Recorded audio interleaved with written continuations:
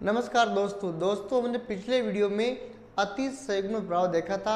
आज के वीडियो में हम अति संयुग्म प्रभाव के अनुप्रयोग देखेंगे जो सेकंड ग्रेड और लैब असिस्टेंट के अभ्यर्थियों के लिए बहुत ही महत्वपूर्ण है। इससे पहले हम देखेंगे कार्बोकेटाइन का स्थायित्व। जो अति संयुग्म प्रभाव है ये कार्बोकेटाइन के स्थायित्व का निर्धारण करता है। कैसे करता है, देखिए किस प्रकार ये कार्बोकेटाइन के स्थायित्व को प्रभावित करता है। तो देखिए यहाँ हमारे पास में एक कार्बन समूह है जो 3 मेथिल समूह से जुड़ा हुआ है, तो इसे हम कहेंगे 3 डिग्री कार्बोकेटाइन। ये कार्बन 2 मेथिल समूह से जुड़ा हुआ तो इसे 2 डिग्री कार्बोकेटाइन। ये कार्बन एक कार्बन समूह से जुड़ा हुआ तो इसे 1 डिग्री कार्बोकेटाइन कहेंगे। और दोस्तों जब मैंने अति संयुग्म प्रभाव पढ़ाया था तब मैंने कहा था अति संयुग्म प्रभाव होने के लिए अल्फा हाइड्रोजन की संख्या ज़्यादा होनी चाहिए।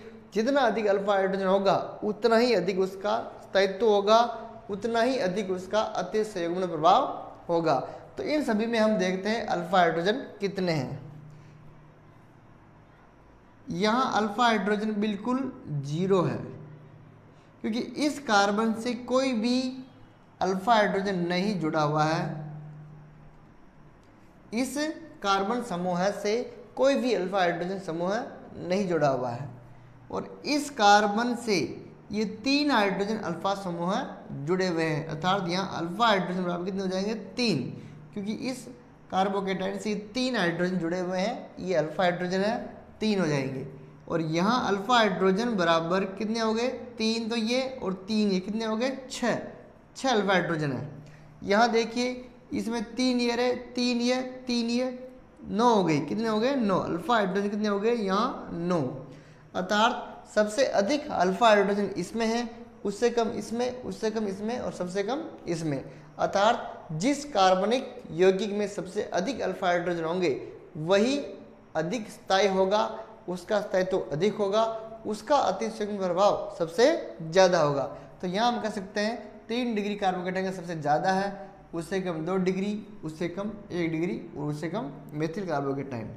इस प्रकार कार्बोकेटाइन का स्थायित्व का निर्धारण होता है। अब हम देखते हैं नंबर 2 मुक्त मूलक का स्थायित्व है। मुक्त मूलक का स्थायित्व जो अति संयुग्म प्रभाव है ये मुक्त मूलक के स्थायित्व को भी प्रभावित करता है। किस प्रकार करता है, देखिए ये 3 डिग्री मुक्त मूलक है, ये 2 डिग्री मुक्त मूलक है और ये 1 डिग्री मुक्त मूलक है। ठीक है, तो इसी प्रकार बिल्कुल सेम रहेगा, जैसा कार्बोकेटाइन में है वैसा ही मुक्त मूलक में रहेगा। इसमें अल्फा हाइड्रोजन कितने हैं 0, इसमें अल्फा हाइड्रोजन कितने हैं, अल्फा हाइड्रोजन कितने हैं 3 है, केवल 3 है। इसमें कितने हैं अल्फा हाइड्रोजन, इसमें अल्फा हाइड्रोजन है 6 और इसमें अल्फा हाइड्रोजन कितने हैं 9, 3 6 और 9 है। तो सबसे अधिक अल्फा हाइड्रोजन है 3 डिग्री कार्बोकेटाइन में, उससे कम 2 डिग्री में, उससे कम 1 डिग्री में। तो इस प्रकार हम इनके स्थायित्व का निर्धारण करते हैं। अर्थात हम यहाँ कह सकते हैं 3 degree carbocation is greater than 2 degree carbocation is greater than 1 degree carbocation. यहाँ भी हम कह सकते हैं 3 डिग्री मुक्त मूलक इज ग्रेटर देन 2 डिग्री मुक्त मूलक इज ग्रेटर देन 1 डिग्री मुक्त मूलक। तो इस प्रकार जो 3 डिग्री है उसका मुक्त मूलक का भी स्थायित्व ज़्यादा होगा और कार्बोकेटाइन का स्थायित्व भी ज़्यादा होगा, 2 का उससे कम 1 का। तो हम देखते हैं तीसरा एल्किल बेंजीन की क्रियाशीलता का क्रम। ये हमारा एल्किल बेंजीन हम ऐसे लिखते हैं, ये बेंजीन, ये मेथिल बेंजीन, इसे हम टॉलुइन भी कहते हैं, ये एथिल बेंजीन, ये प्रोपिल बेंजीन और ये ब्यूटिल बेंजीन। तो हम अब क्या करेंगे, इसको सबसे पहले नाम दे देंगे। जैसे ये हमारा ए यौगिक है, ए बी सी डी और ये हमारा ई। यदि हमको प्लस एच प्रभाव से क्रियाशीलता निकालनी है, प्लस एच प्रभाव से क्रियाशीलता क्रम हमको निकालना है, तो हम कैसे निकालेंगे, प्लस एच प्रभाव मतलब धनात्मक अति संयुग्मन प्रभाव।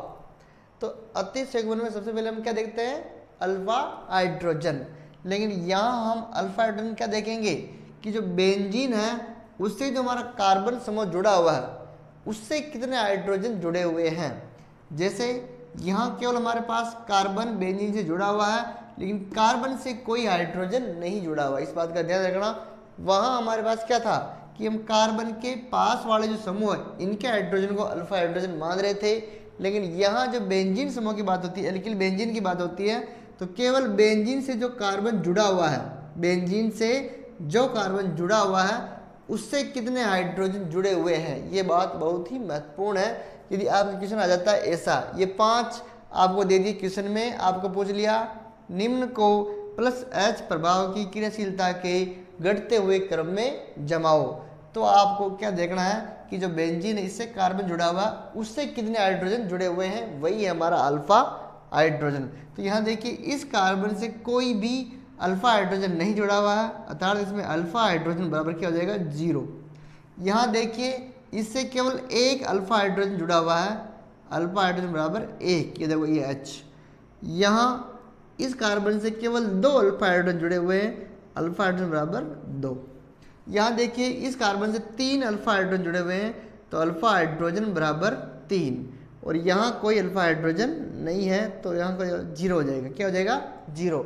तो अब हम देख सकते हैं आसानी से प्लस H प्रभाव की क्रियाशीलता का क्रम, सबसे अधिक अल्फा हाइड्रोजन किस में है, B में, तो B सबसे अधिक क्रियाशील रहेगा। उससे कम किस में है, C में, तो C उससे कम क्रियाशील रहेगा। उससे कम D में, उससे कम इसमें भी 0 है, इसमें भी 0, लेकिन हम क्या लेंगे, इसको लेंगे क्योंकि इसका प्लस I प्रभाव इससे ज़्यादा है, तो इसलिए हम क्या लेंगे, इसको लेंगे E को, फिर क्या जाएगा A। तो इस प्रकार हम अल्फा हाइड्रोजन से निकालकर H प्रभाव की क्रियाशीलता क्रम निकाल सकते हैं एल्किल बेंजीन का, लेकिन ध्यान रखना है कि इन हाइड्रोजन को नहीं जोड़ना, केवल बेंजीन से जुड़ी हुई जो कार्बन है उससे कितने हाइड्रोजन जुड़े हैं वो हमारे अल्फा हाइड्रोजन होंगे इसमें एल्किल बेंजीन में। तो ये हमारा एक बनता क्रम, अल्फा हाइड्रोजन से सबसे अधिक B C D A, इस प्रकार एक घटता हुआ क्रम बनता है। यदि यहाँ हम प्लस I प्रभाव से निकालें, यदि हमसे पूछ लिया, ये हमारे पास क्वेश्चन दे दिया और आपसे पूछ लिया निम्न को प्लस I प्रभाव से घटते हुए क्रम में व्यवस्थित करो, तो मैंने आपको बताया था कि प्लस I प्रभाव शाखन बढ़ने पर बढ़ता है, शाखाएं जितनी बढ़ेगी उतना बढ़ेगा, 3 डिग्री जितना होगा उसका ज़्यादा होगा, 2 का उसका कम, ऐसा। तो यहाँ देखिए शाखन इसमें बहुत ज़्यादा है, तो क्या हो जाएगा E, सबसे अधिक I प्रभाव E बताएगा, उससे कम कौन बताएगा D, उससे कम C, उससे कम B, उससे कम A, क्योंकि A में कोई शाखन नहीं है, ये 3 डिग्री, ये 2 डिग्री, 1 डिग्री, और ये हमारा मिथिल बेंजीन। तो इस प्रकार यदि आपसे पूछे प्लस I प्रभाव तो ये क्रम रहेगा, प्लस I प्रभाव का तो ये क्रम रहेगा, और प्लस H प्रभाव का ये क्रम रहेगा। दोस्तों 3 प्रभाव होते हैं, बहुत इंपॉर्टेंट है। पहला है प्रेरणिक प्रभाव, इंडक्टिव इफेक्ट, दूसरा है हाइपर कॉन्जुगेशन, अतिसंयोग प्रभाव जो भी पढ़ रहे हैं। इसके बाद पढ़ेंगे हम रेजोनेंस, अनुनाद प्रभाव। तो दोस्तों जो सबसे अधिक प्रभावशाली होता है वो होता है अनुनाद प्रभाव, उसको हम लिखते हैं R से। R सबसे अधिक क्रियाशील प्रभाव होता है अनुनाद प्रभाव, उसके बाद होता है हाइपर कॉन्जुगेशन, अतिसंयुग्मन, उसके बाद होता है I। तो ये तीनों ही इस क्रम में हम लिख सकते हैं, अनुनाद, अतिसंयुग्मन और ये प्रेरणिक प्रभाव। और दोस्तों यदि हम बात करें हेलोजन की,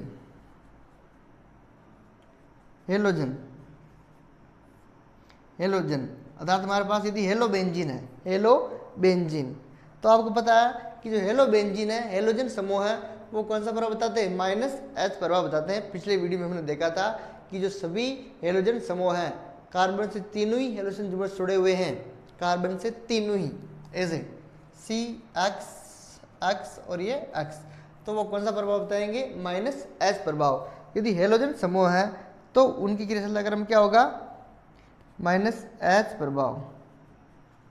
-H प्रभाव में सबसे अधिक होगा क्रियाशील फ्लोरीन, फिर क्लोरीन, फिर ब्रोमीन और फिर आयोडीन। -H प्रभाव में फ्लोरीन सबसे अधिक क्रियाशील, फिर क्लोरीन, ब्रोमीन और आयोडीन।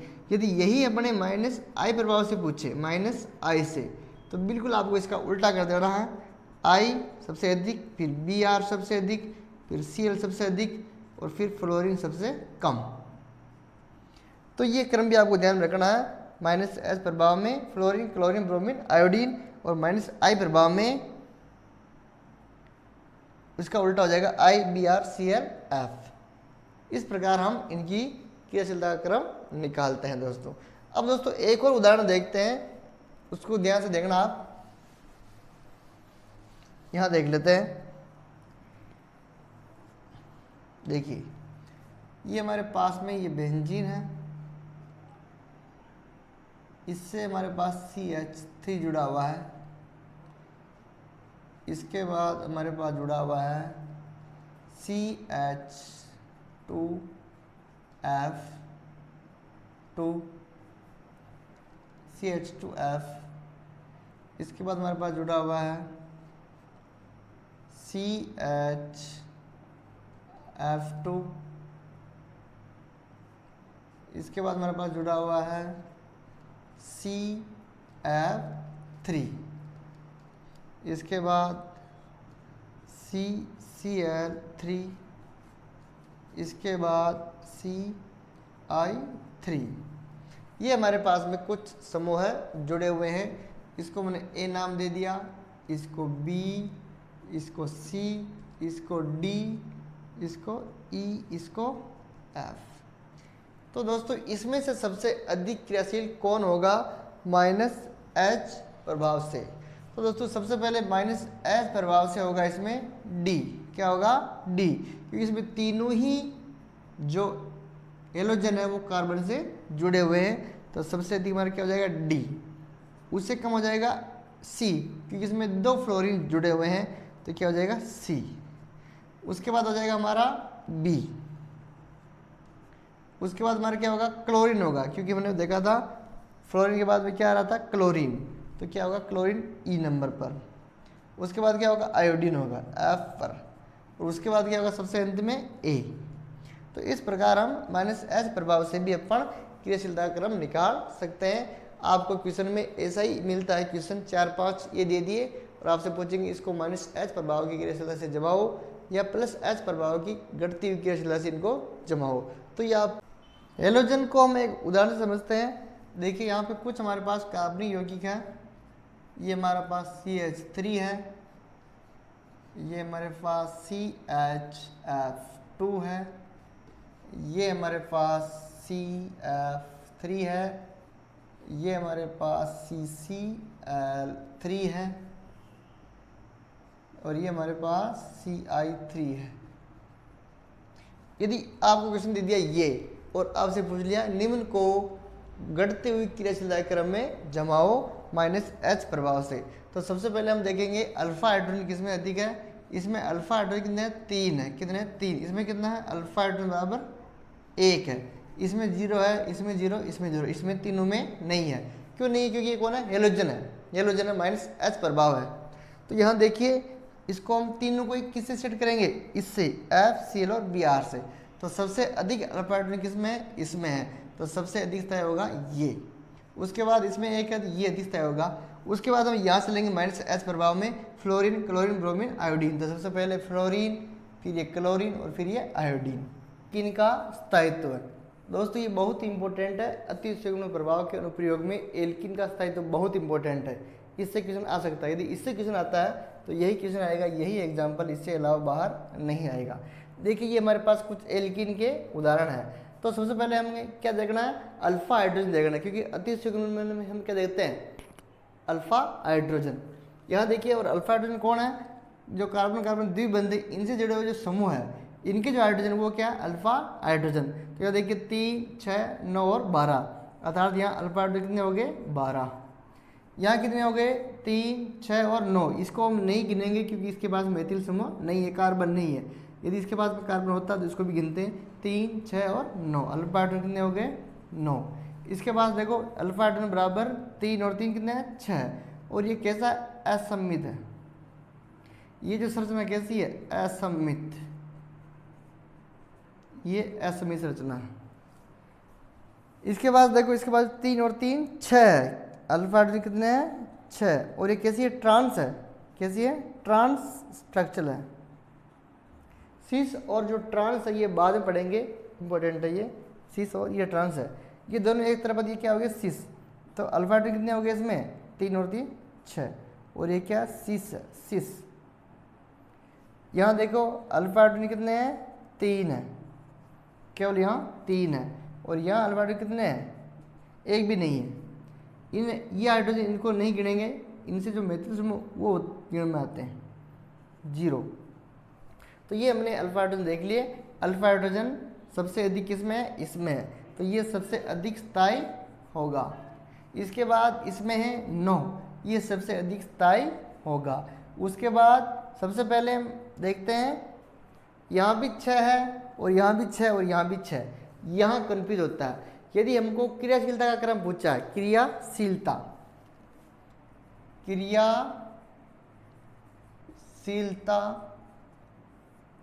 का क्रम, एक होता है स्थायित्व का क्रम। यहां से 2 क्वेश्चन बन सकते हैं, एक तो क्रियाशीलता का, एक स्थायित्व का क्रम। ठीक है। यदि हमसे क्रियाशीलता का क्रम पूछा है तो सबसे पहले क्या आएगा, असम्मित आएगा। क्या आएगा, असम्मित। ठीक है। उसके बाद क्या आएगा, सिस आएगा। क्या आएगा, सिस। उसके बाद हम किसको लेंगे, सिस को लेंगे, सिस। और उसके बाद हम लेंगे ट्रांस को। ठीक है। उसके बाद वापस ये 3 आ जाएगा और ये आ जाएगा। यदि हमको क्रियाशीलता का क्रम पूछा है तो हम असम्मित, सिस और ट्रांस इन तीनों को इस प्रकार सेट करेंगे और आगे ये आ जाएंगे। ठीक है। लेकिन यदि स्थायित्व का क्रम पूछा है, स्थायित्व का, तो यहाँ पे जो ट्रांस है ये आगे आएगा, असम्मित, ट्रांस और सिस। ये आपको ध्यान रखने वाली बात है। इंपॉर्टेंट क्वेश्चन इसलिए है क्योंकि यहाँ बिल्कुल कन्फ्यूजन होता है, इसलिए इंपॉर्टेंट है। सबसे अधिक इसमें कोई दिक्कत नहीं है, उससे कम इसमें कोई दिक्कत नहीं है, उससे कम असम्मित इसमें कोई दिक्कत नहीं है। दिक्कत है सिस और ट्रांस में। यदि आपको क्रियाशीलता का क्रम पूछा है, क्रियाशीलता, तो सिस आगे आएगा और ट्रांस बाद में आएगा। यदि आपको स्थायित्व का क्रम पूछा है, यहाँ स्थायित्व की बात कर रहे हैं, स्थायित्व का क्रम पूछा है तो असम्मित, फिर ट्रांस और फिर सिस। तो असम्मित हो गया, फिर हमारा क्या आएगा, ट्रांस आएगा, फिर सिस आएगा, फिर हमारा 3, फिर ये 0। तो इस प्रकार हम इनको घटते हुए क्रम में व्यवस्थित कर सकते हैं अतिसंयुग्मन प्रभाव से। ये बहुत इंपॉर्टेंट है एल्कीन का स्थायित्व। लेकिन यहाँ आपको कन्फ्यूजन ध्यान रखना पड़ेगा, क्रियाशीलता है तो सिस आगे लाना है, स्थायित्व है तो ट्रांस को आगे लाना है। दोस्तों आज की वीडियो में इतना ही, मिलते हैं जल्दी अगले वीडियो में। दोस्तों ऐसे ही वीडियो देखने के लिए लाइक, शेयर एंड सब्सक्राइब जरूर करें। दोस्तों यदि आपको इनकी PDF चाहिए तो नोट्स की PDF आपको नीचे टेलीग्राम लिंक में